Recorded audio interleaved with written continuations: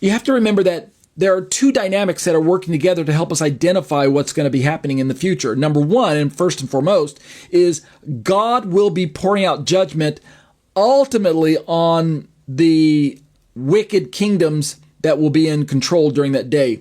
And the purpose of his judgment is to finally bring in an everlasting righteousness that will begin with the kingdom of his son known as the millennial kingdom. Thank you everyone for joining me, Ariel Ben Lyman Hanavi, for these live internet studies. It is an hour and a half long. First hour is eschatology, a biblical study of end time events. Eschatology refers to end times, like Book of Revelation, end time prophecy, Rapture, talk, Antichrist, Book of Revelation. Right now we're actually dealing with a topic on Mystery Babylon. The second segment of the hour and a half study is 30 minutes. It is apologetic. It is dealing with verses that can be argued either from a Trinitarian or a non-Trinitarian perspective. I'm taking the Trinitarian side, and so we're arguing for verses that the opponent, the opposite side, the opposing side, thinks should be non-Trinitarian. So stick around. We're about to jump into a new verse tonight if that topic interests you. Let's just jump right back into where we left off last week. We're actually still we're in topic 14, Mystery Babylon discussion part 2, and we're in week 5. The weeks are broken up according to my own essay that I wrote on a book by Chris White. He's an author, Prewrather, futurist, and he wrote a book entitled Mystery Babylon When Jerusalem Embraces the Antichrist, an exposition of Revelation chapter 17 and 18 or something like that along those titles. I'll flash a little screen photo in the YouTube land to show you what the book looks like. It's kind of red and black. So you're seeing it on your screen now in YouTube land. Okay, so let's talk about, in part 2, the announcement of the judgment. I reckon that this will take about 10 minutes is what I have in my notes. So basically the chapter opens, again, I'm not going to read it. You need to go back and read it on your own. I read it last week and I elaborated, and that's why the class went long. I'm not going to do that tonight. Go back and read Revelation chapter 18 on your own. And what we notice is that the chapter opens with an angel declaring, "Fallen, fallen is Babylon the Great." So notice a few things from Revelation 18, from the reading that we would have done. Her sins have piled up as high as heaven, God says. This echoes Genesis 11 and the Tower of Babel, rebellion reaching the heavens. There seems to be this idea of God allots a certain amount of sin that a nation or a people group can be involved in. Point number 2 that we're noticing, she has glorified herself. You remember, we see in this chapter, she says, "I sit as a queen, and I'm not a widow, and I will never see mourning." This is arrogance, a false sense of security. She also says, the point I also make is that God says her plagues will come in one day: death, mourning, famine, and fire. Remember, the angel's the one that says her judgment will come in one day, or plagues will come in one day. The people who actually do dealings with her, the merchants of the world, the kings of the earth, they get rich from her opulence, from her excessive spending and buying and selling. They also mourn her, the ones that got rich along with her. They also mourn her, but they say, woe to the city for in 1 hour. And I mentioned last week that I think that's hyperbole. So let's talk about some details that we notice in chapter 18. When we go to Isaiah 47, 7-9, we see God condemning the daughter of Babylon, who says she will never be a widow, but whose destruction will come suddenly.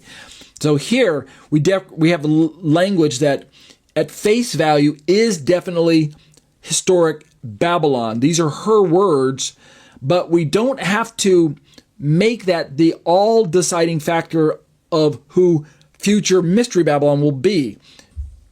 Chris White points out in my notes, I say, that these Old Testament parallels often refer directly to Jerusalem in her unfaithfulness. Isaiah 1, Ezekiel 16, Jeremiah 4. Revelation 18 gathers those warnings and shows their ultimate fulfillment in the last days. So you have to remember that there are two dynamics that are working together to help us identify what's going to be happening in the future. Number one, and first and foremost, is God will be pouring out judgment ultimately on the wicked kingdoms that will be in control during that day. And the purpose of his judgment is to finally bring in and everlasting righteousness that will begin with the kingdom of his son known as the millennial kingdom. That's the main theme that we're keeping in the background, is God's Day of the Lord activities are designed or structured. One of their main purposes is to destroy the kingdom of Satan, which leads us into the second dynamic of the two main dynamics. We have God, who's pouring out Day of the Lord judgments on the kingdom of Satan. At the same time, we have to realize that Satan's dealings on planet Earth have gone all the way back since the Garden of Eden. They started way back then with our original parents who ate the forbidden fruit. But ever since then, we've been on this journey with this trajectory towards this culmination of a showdown between God and Satan. What has Satan been doing for these last 6,000 years? In a nutshell, he has been influencing nations that in an attempt to basically thwart God's plans.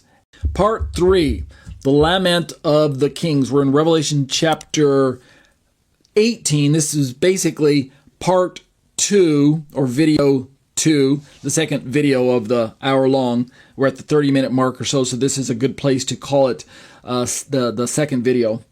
So we've been talking about the identity of Mystery Babylon as seen through the details that we're about to break down from Revelation chapter 18, with this proposal that Chris White makes in his book that eschatological Jerusalem, the Jerusalem that goes into the 70th week of Daniel, is a good candidate for being Mystery Babylon. And why does Jerusalem make sense? It's because of the details that we read about. So let's kind of work our way down through them. We're working our way through an essay that I wrote on one of the chapters in Chris White's book that is available for free on his website. Follow the link in the description of the video here. Next, the kings of the earth weep over her. Why? Why do they weep? Because they committed immorality with her, a symbol of political and spiritual alliance. They enjoyed her wealth, her power, and her prestige. I say in my notes, they stand at a distance terrified, saying, "Woe, woe, the great city, Babylon, the strong city, for in 1 hour your judgment has come." Right, 1 hour, sudden, shocking destruction, kind of some hyperbole. Or it could be God's supernatural destruction at this point in time, or it could be kind of a combination. Could be a little bit of both. We're not told exactly. But I go on to say that this shows us that political powers that ally themselves with Jerusalem in the last days will mourn when she falls. They will lose not just an ally, but also their pride and their profits. Let's keep going now. Part 4. This part shouldn't take too long. Like I said, I think there's about 6 parts here. The Lament of the Merchants, the Lament of the Merchants, which shows up in verses 11 through 17a of the chapter 18 that we read. This section is the longest, the Merchant's Lament. In the chapter of 18, it covers the most space. And here's where I mention that if you list out the cargo and take a look at it and correlate it to items that show up elsewhere in the Bible, you'll find a striking similarity between the items mentioned by what the merchants are bringing, what they are being commissioned, what the Antichrist buys from them, versus the items that show up in A, Exodus and Leviticus with the construction of the tabernacle, and B, later we have the records of, like, either in Kings or Chronicles, or where the temple finally gets built, right? David commissions the temple to be built, but Solomon's that one who actually built it. So when the temple actually gets built, it's modeled after the tabernacle plans, but the size of the temple obviously is swelled when it comes to the size of the tabernacle. The dimensions are similar, the kind of the layout, the structure of holy and then holy of holies and things like that. But as far as a lot of the extra pieces that include a lot of gold and fine wood and ivory and costly things, we can then begin to see some correlations between the way Solomon embellished and decked out his temple versus the items that we're reading about here in Revelation chapter 18. So they list out the cargo they can no longer sell to her. Gold, silver, precious stones, fine linen, purple, silk, scarlet, every kind of wood, bronze, iron, marble, spices, incense, wine, oil, wheat, livestock, and even slaves and human lives. And I proposed last week that when you look at this list, it should kind of make sense from a rebuilt temple perspective when you realize that the temple is primarily a business that involves people and animals and a lot of anointing oil and wood and iron and marble and spices and wheat, right? Because there are various kinds of sacrifices, not just animals. There are non-bloody sacrifices. Go back to Leviticus and do your homework.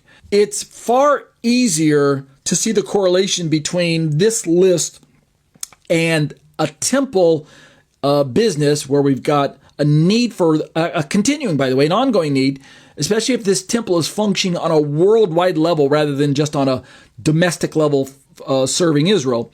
This time, the Antichrist is going to allow Judaism to have a temple for the entire world. So if we have people pouring into Jerusalem, we're going to need a lot of priests and a lot of animals and a lot of employees to do shift work and things like that. So, and the temple will probably be, like I said, much larger. Either way, this is chilling. The city's not only rich, it is exploitative. It profits even from human suffering, is my point when we talk about the slaves there and human lives. Also, again, notice that this parallels Ezekiel 27, the lament over Tyre. As I mentioned in the past, God allows John and the angel to bring in language that covers a few different cities in the past: Babylon, Jerusalem, Tyre. This particular part, Ezekiel's 27, the lament over Tyre. Tyre was a wealthy trading city. It was a coastal city. Its fall devastated merchants worldwide. Revelation 18 borrows that imagery but applies it to Mystery Babylon. Tyre, by the way, is ancient Tyre, modern day Tyre. The location where ancient Tyre was, modern day, would be somewhere around, I think, somewhere in Lebanon or somewhere on the coast there. I think it's like southern Lebanon. I'll bring up a map in YouTube land and show you what I'm talking about. But let's keep going. This is why the merchants weep, not because they love the city for righteousness, but because they lost businesses, right? That they don't care really about whether Jerusalem is supposed to be God's holy city. They're just looking at this purely from a financial perspective. So I say in my notes that this is a reminder that worldly economics is often entangled with idolatry and exploitation. And when judgment comes, worldly wealth cannot save you.